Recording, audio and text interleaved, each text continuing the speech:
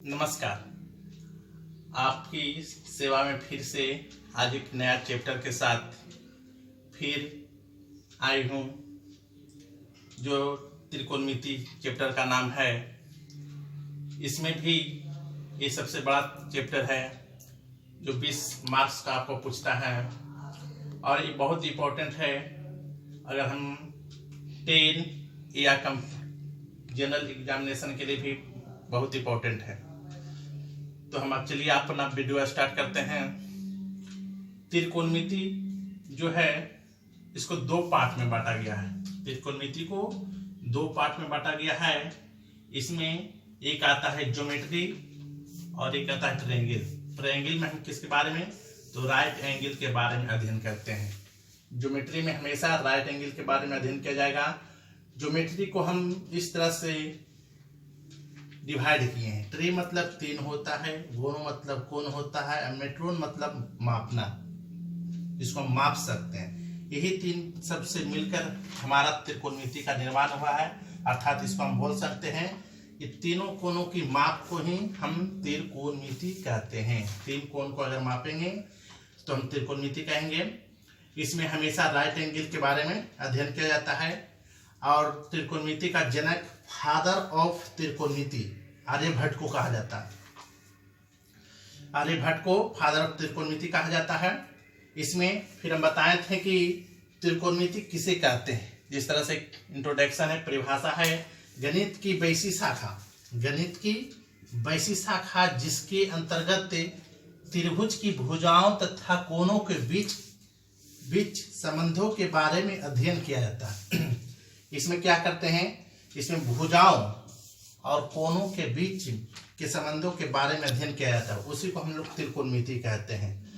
त्रिकोणमिति में हम नोट में इधर लिख दिए हैं कि त्रिकोणमिति में मुख्य रूप से समकोण त्रिभुज के बारे में, समकोण त्रिभुज के बारे में अध्ययन करते हैं।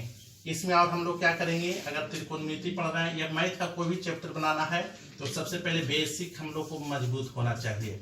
बेसिक हम लोग को मैथ किस तरह से मजबूत होगा, तो हम लोग को सबसे पहले हम लोग को स्क्वायर याद होना चाहिए। स्क्वायर 1 से 40 तक याद होना चाहिए और क्यूब हम लोग को 1 से 15 तक याद होना चाहिए। इससे क्या होता है कि हमारा बेसिक कैलकुलेशन स्ट्रांग होता है, जिससे हम क्या कर सकते हैं, मैथ को एकदम फास्ट बना सकते हैं। चलिए इसके बाद अगला, जैसा कि हम बता रहे थे कि त्रिकोणमिति में हम समकोण राइट एंगल के बारे में अध्ययन करते हैं। तो इसमें क्या होता है कि हम राइट एंगल तो दिख रहा है, इसको हम डिनोट किए हैं। उसमें राइट एंगल में सबसे बड़ी जो हमारा एंगल भुजा होता है उसको कर्ण बोला जाता है। हिंदी में कर्ण और इंग्लिश में हाइपोटेनस के नाम से जानते हैं। फिर जो लंब जो 90 डिग्री के परपेंडिकुलर होता है उसको हम लोग परपेंडिकुलर या हिंदी में उसको लंब बोलते हैं। जहाँ थीटा हमारा सटता है, जहाँ थीटा हमारा जिस एंगल में सटता है उसको हम बेस या हिंदी में आधार के नाम से जानते हैं। हमारे त्रिकोणमिति में जो है इसमें राइट एंगल के बारे में अध्ययन करते हैं, लेकिन हम जानते हैं कि राइट एंगल में हमेशा 2 निम्नकोण त्रिभुज होती है। 2 निम्नकोण त्रिभुज होती है। अगर यहाँ से हम देख रहे हैं कि इस एंगल में देख रहे हैं, इस ट्रायंगल में हम लोग देख रहे हैं कि थीटा के सामने वाली भुजा को हम लोग लंब कहते हैं, 90 डिग्री के सामने वाली भुजा को हम लोग कर्ण कहते हैं, जहाँ हमारा थीटा सटता है वहाँ आधार कहते हैं। अगर हमारा इस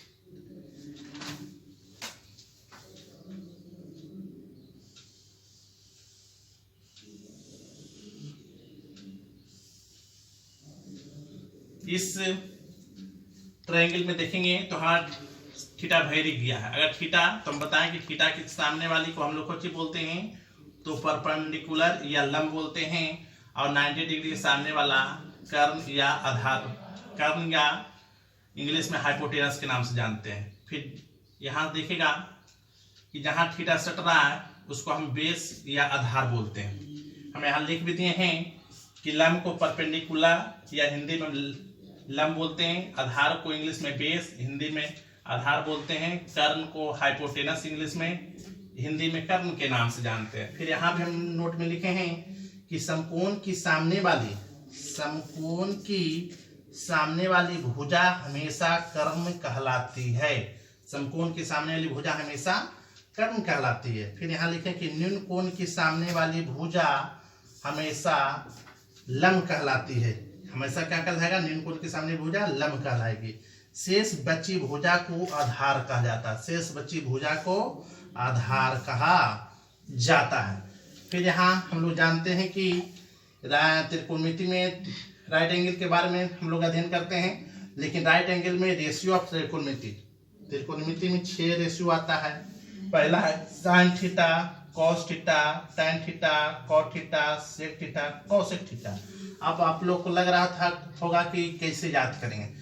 आसान करने का सबसे आसान तरीका है, कुछ नहीं, हम लोग इसका अपोजिट खाली याद रखेंगे, 3 को याद रखेंगे। उसके बाद हमेशा याद रहेगा अपोजिट साइन थीटा जो है, इस तरह से साइन थीटा अपोजिट होता है कॉस थीटा का, और कॉस थीटा का अपोजिट बोलेगा तो साइन थीटा। फिर टैन थीटा का अपोजिट होता है कॉट थीटा, और कॉट थीटा का अपोजिट होता है टैन थीटा।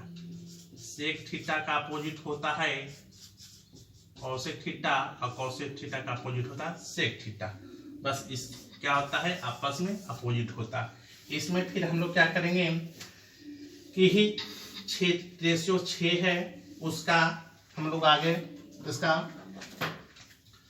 जानेंगे, इसके बारे में कि इसका जो होता है किस तरह से इसका रेशियो होता है। तो रेशियो होता है जो साइन थीटा अपने साथ किसको लाता है? तो साइन थीटा हमेशा लाता है लंब बटा कर्ण को लाता है। लंब बटा कर्ण को लाता है। कॉस थीटा क्या होता है?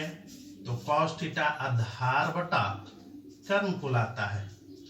टैन थीटा क्या होता है? तो टैन थीटा जो है लंब बटा आधार को लाता है। फिर इसका अपोजिट हम लोग लिख देंगे। अभी बताएं कि साइन का अपोजिट साइन का अपोजिट कॉसेक होता है, और सेक का अपोजिट कॉस होता है। सेक साइन थीटा का लंब बटा कर्ण, तो इसका अपोजिट हम लोग कर देंगे कॉसेक थीटा। कर्ण ऊपर चला जाएगा, लंब नीचे हो जाएगा। फिर यहाँ देखेंगे कॉस का अपोजिट क्या होता है? कॉस होता है सेक का, सेक होता है कॉस का। तो सेक कॉस का अपोजिट किसका? तो सेक थीटा। तो कर्ण ऊपर चल जाएगा, आधार नीचे हो जाएगा। और लिखे हैं टैन अपोजिट होता है कॉट का, कॉट का अपोजिट होता है टैन का। तो टैन का तो यहाँ पर हो जाएगा टैन थीटा, तो अपोजिट हो जाएगा, उलट जाएगा b/p। अब इसको हम याद कैसे करेंगे? तो याद करने के लिए एकदम शॉर्ट ट्रिक भी है, जो ट्रिक्स के माध्यम से याद कर सकते हैं। ट्रिक जो हमारा है, ट्रिक है ये हो गया साइन थीटा, कॉस थीटा और टैन थीटा।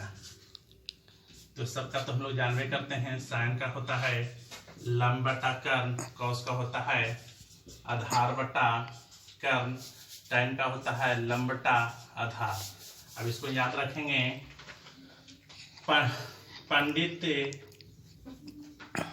पंडित बद्री प्रसाद हरि हरि बोल।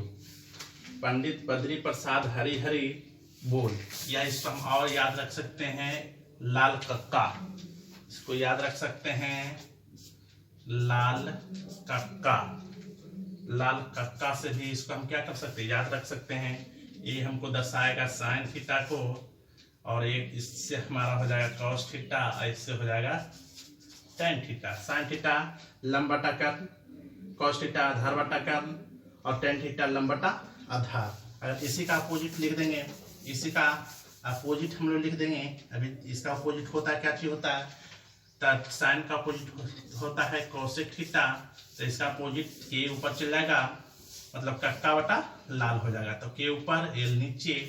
फिर अगर हम करेंगे इसका अपोजिट का, कॉस का अपोजिट का होता है सेक होता है, ये ऊपर चलेगा, कर्म ऊपर चलेगा, धार नीचे, और tan का अपोजिट कौन होता है?